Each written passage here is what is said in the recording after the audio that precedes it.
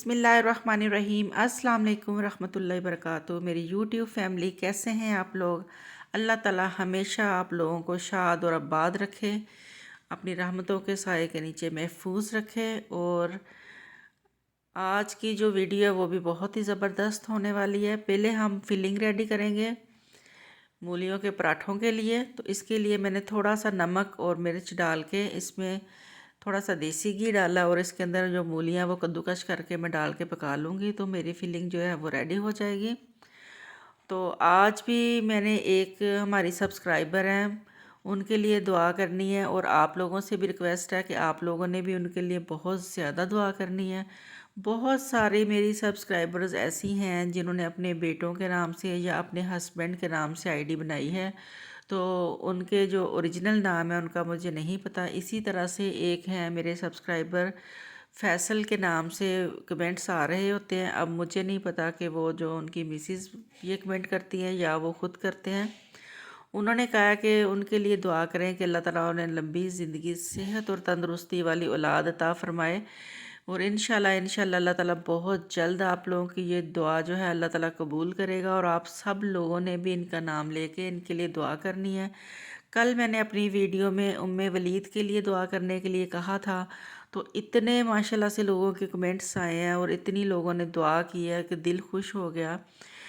इसी तरह हमें होना चाहिए ना, कि जैसे हदीस शरीफ में भी है कि मुसलमान को ऐसे होना चाहिए कि जब किसी एक मुसलमान को तकलीफ़ होती है तो दूसरे जो लोग हैं उन्हें उनकी तकलीफ़ इस तरह से महसूस करनी चाहिए जैसे हमारी जब बॉडी में कोई पेन होती है तो हम फील करते हैं। इसी तरह हमें एक दूसरे के दुख सुख का एहसास करना चाहिए और हमें लाजमी एक दूसरे के लिए दुआ करनी चाहिए। जब हम किसी दूसरे इंसान के लिए दुआ मांगते हैं तो अल्लाह ताला उसे फ़ौरन कबूल करता है, उसको रद्द नहीं करता। अभी हम आ गए हैं गांव और ये है जी हमारा पोल्ट्री फार्म। अभी फ़िलहाल तो यहाँ पे जो मुर्गियाँ वगैरह हैं उनका सारा जो सिलसिला है वो ख़त्म कर दिया। इरादा है इसको सेल करने का। तो एक फैमिली थी, उनके पास घर नहीं था, कोई रहाइश नहीं थी, तो उन्हें ये जगह हमने दे दी है रहने के लिए। वो उनकी फैमिली में सिर्फ अंकल हैं और आंटी हैं और उनका एक बेटा है। वो लोग इधर रहते हैं। उन्होंने अपने जानवर वगैरह माल मवेशी रखा हुआ है इधर। तो जब तक ये सेल नहीं होता तब तक ये लोग इधर ही रहेंगे। फिर अल्लाह मालिक है, अल्लाह ताला इनका कोई और ज़रिया बना देगा। तो मैं आपको विज़िट करवाती हूँ। ये साइडों पे जो बड़े बड़े शेड बने हुए हैं मुर्गियाँ वगैरह रखने के लिए, और बैक साइड पे बड़ा सारा स्टोर बना हुआ है, साथ वॉशरूम वगैरह बने हुए हैं। जब हमारा ये फार्म था तो यहाँ पे हमने मुलाज़म वगैरह रखे हुए थे और साथ में भैंसें वगैरह भी रखी हुई थी।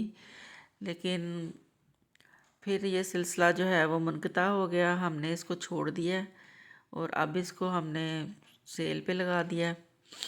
सिर्फ़ और सिर्फ इसकी जो बिल्डिंग है उसको तोड़ के इसका जो मटेरियल है वो सेल किया जाएगा। जो ज़मीन है वो फसलें वगैरह काश्त करने के लिए यूज़ की जाएगी। तो आयशा को दिखाने के लिए लेके आए थे आज हम। तो आयशा माशाल्लाह से बहुत ही ज़्यादा खुश हो रही है ये सारी चीज़ें देख के। जानवर वगैरह देख के खुश होती है, लेकिन डरती भी है, उनके पास नहीं जाती, लेकिन दूर दूर से ही देख के उन्हें खुश हो रही है। मुझे ख़ुद ये सारी चीज़ें बहुत ही पसंद है। ये ज़मीनें, ये गांव का माहौल, ये सारा कुछ मुझे ख़ुद बेसिकली तौर पे ना ये चीज़ें बहुत ही पसंद हैं। तो उम्मीद है कि आपको भी ये चीज़ें अच्छी लगी होंगी। आप लोग इतनी माशाल्लाह से तवज्जो से वीडियो देखते हैं, एक एक चीज़ आप लोग नोट कर रहे होते हैं। आपके कमेंट पढ़ के इतना ज़्यादा दिल खुश होता है कि आप इतनी डीपली वीडियो देखते हैं और इतना आप इसके ऊपर गौर करते हैं। तो आप लोगों के साथ की मुझे बहुत ज़रूरत है, आपकी सपोर्ट की। आप लोगों ने इसी तरह से मेरा साथ देना है। एक दिन इंशाल्लाह हम ज़रूर कामयाब होंगे और हमारी जो यूट्यूब फैमिली है इंशाल्लाह बहुत बड़ी होगी एक दिन। तो मेरे जो मोबाइल का रिज़ल्ट है वो इतना ज़्यादा अच्छा नहीं है। ये देखें ना, ये जो पौधे लगे हुए हैं, काने कहते हैं इन्हें। इनके जो फूल हैं उनके कलर्स इतना खूबसूरत है ना, लेकिन वीडियोस के अंदर ये चीज़ नहीं इतनी खूबसूरत आ रही ना जितनी ये नेचुरली खूबसूरत लग रही है। तो अभी हम जा रहे हैं कब्रिस्तान, क्योंकि कुछ दिनों से आयशा बहुत ज़्यादा रो रही थी और अपने बाबा को बार बार वो फोर्स कर रही थी कि मुझे अपने भाई की कब्र पे लाजमी जाना है। और मेरे मियाँ साहब भी तकरीबन 1 साल से कब्रिस्तान नहीं गए थे। वैसे वो हर जुम्मे वाले दिन जाते थे अपने फादर की कब्र पे, बेटों की कब्र पे, लेकिन 1 साल होने वाला है जब से वो बीमार हुए हैं, वो कब्रिस्तान नहीं गए। उसकी वजह ये है कि वो इतना ज़्यादा नहीं चल सकते और कब्रिस्तान में पैदल चल के थोड़ा सा दूर तक जाना होता है। अभी अल्लाह का शुक्र है कि वो थोड़ा बहुत चलना शुरू हो गए हैं। मैं गाड़ी में बैठ के वेट कर रही हूँ और वो आयशा को लेके जा रहे हैं। तो मुझे कह रहे थे कि मेरे बाप भी मेरा वेट कर रहे होंगे, मेरे बेटे भी कहते होंगे कि वो हमारा बाबा जो है वो इधर हमारी कब्र पे भी नहीं कभी आया, पता नहीं क्या वजह है। तो आज फिर वो स्लोली स्लोली गए हैं दुआ मांगने के लिए और आयशा भी गई है साथ, क्योंकि वो बड़े दिनों से रो रही थी कि बाबा एक दफ़ा आप मुझे मेरे भाई की कब्र पे ज़रूर ले जाएं। वैसे ये मसला मैंने पढ़ा है कि औरतों को कब्रिस्तान में नहीं जाना चाहिए और मेरे मियाँ भी ये नहीं पसंद करते कि औरतें कब्रिस्तान में जाएं। लेकिन आयशा छोटी बच्ची थी तो मैंने इनसे कहा कि आप चले प्लीज़ उसे एक दफ़ा ले जाएं ताकि वो भी एक दफ़ा देखा है जाके। और आप लोगों ने भी दुआ करनी है कि अल्लाह ताला इसे सब्र दे और अल्लाह ताला अपनी रहमत करे इस पर। तो अभी घर आ गए हैं, घर आके मैंने खाना बनाना शुरू कर दिया है।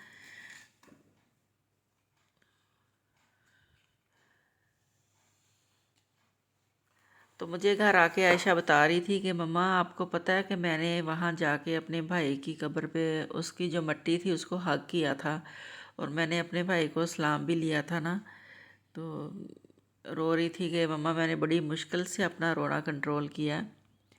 अभी बना रही हूँ मैं आलू और मटर और चिकन का सालन शोरबे वाला। इसके लिए मैंने टमाटर का जो पेस्ट था वो डाल दिया पैन के अंदर, साथ में मैंने डाल दिया देसी घी और देसी घी डाल के इसके अंदर मैं टमाटर का जो पेस्ट है उसे अच्छी तरह से भून लूँगी। और जब भी मैं शोरबे वाला सालन बनाती हूँ तो मैं फिर जो मिर्चें होती हैं, नमक मिर्च ज़ीरा धनिया पाउडर, ये सारी चीज़ें पहले थोड़ी देर पानी में भिगो के रख देती हूँ। फिर मुझे लगता है कि इससे जो शोरबा है ना उसका टेस्ट बहुत ही मज़े का बनता है। आप लोग भी ट्राई करके देखिएगा तो देखिएगा कि आपको कोई डिफरेंस लगा कि नहीं, लेकिन मुझे ये चीज़ बहुत ही अच्छी लगती है। मैंने वो पेस्ट डाल दिया इसके अंदर और साथ ही मैं डाल दूँगी थोड़ा सा इसमें चिकन, उसको अच्छी तरह से भून लेंगे। साथ ही हम आलू शामिल कर देंगे अच्छी तरह से भून के। फिर हम इसमें जब मटर डालेंगे तो साथ ही हम पानी डालेंगे। मैंने जिस चीज़ में भी मटर डालती हूँ उनको मैंने कभी नहीं भूना, जब मैं पानी डालना होता है तब मटर डालती हूँ। फिर इनका कलर बिल्कुल फ्रेश ग्रीन रहता है और इनका जो टेस्ट है वो भी बहुत मज़े का होता है। अगर आप मटर डाल के कुछ देर भूनेंगे तो उनका जो कलर है वो भी बहुत ही डल सा हो जाएगा और उनका जो टेस्ट है वो भी थोड़ा सा डिफरेंट हो जाता है। तो इस तरह से जो सालन है वो बहुत ही मज़े का बनता है शोरबे वाला। आप लोग ज़रूर ट्राई कीजिए। अगर आप लोगों ने टमाटर पेस्ट बना के नहीं रखा प्याज वाला तो फिर आप कुकर के अंदर प्याज टमाटर और लहसुन डाल के उसको 5 मिनट स्टीम दे लें। फिर उसके अंदर आप घी डालें और उसको भून के फिर उसके मसाला बनाएं और फिर आप चिकन डाल के उसका शोरबा बनाएं तो बहुत ही लाजवाब सालन बनेगा। मैंने चिकन शोरबे की पहले भी आप लोगों के साथ रेसिपी शेयर की है और अक्सर आप लोगों के कमेंट्स आ रहे होते हैं वही चीज़ जो वीडियो में मैं बड़ी डिटेल से बता रही होती हैं, आप लोग उसको स्किप कर देते हैं और फिर वही चीज़ें आप लोग क्वेश्चन करके मुझसे पूछ रहे होते हैं कि आप ये आपने कैसे किया था, ये आप मुझे हमें दोबारा से बताएं। और कुछ वीडियोज़ ऐसी होती हैं कि आप लोगों ने वो मैंने पहले अपलोड कर दी होती हैं और आप लोगों की वो कमेंट्स आ रहे होते हैं कि हमें इस चीज़ की रेसिपी चाहिए। तो प्लीज़ आप थोड़ा सा कोऑपरेट किया करें, वीडियो को पूरा देखा करें और जो रेसिपीज़ मैंने पहले दी होती हैं तो वो आप पिछली वीडियोस ज़रूर देख लिया करें। क्योंकि अगर मैं वो रेसिपी बार बार दूँ तो फिर और लोगों के कमेंट्स आ रहे होते हैं कि आप ही आपने ये चीज़ पहले भी दी थी, अब आप दोबारा से दे रहे हैं। क्योंकि पिछले दिनों मैंने निशास्ते की वीडियो डाली थी, क्योंकि आप लोगों के कमेंट्स आ रहे थे कि आप ही आपने मुख्तलिफ व्लॉग्स में इसकी स्टेप बाय स्टेप रेसिपी डाली है तो आप एक ही दफ़ा इकट्ठी इसकी वीडियो बना के अपलोड करें। तो फिर मुझे कमेंट आ रहे थे कि आप ये तो आपने पहले भी अपलोड कर दी थी। आयशा की तबीयत ख़राब हो गई थी, उसका गला ख़राब हो गया था, 7 में टेम्परेचर हो गया था, उसके लिए मेडिसिन ली है और आप भी दुआ कीजिएगा अल्लाह ताला उसे ज़िंदगी सेहत और तंदुरुस्ती दे।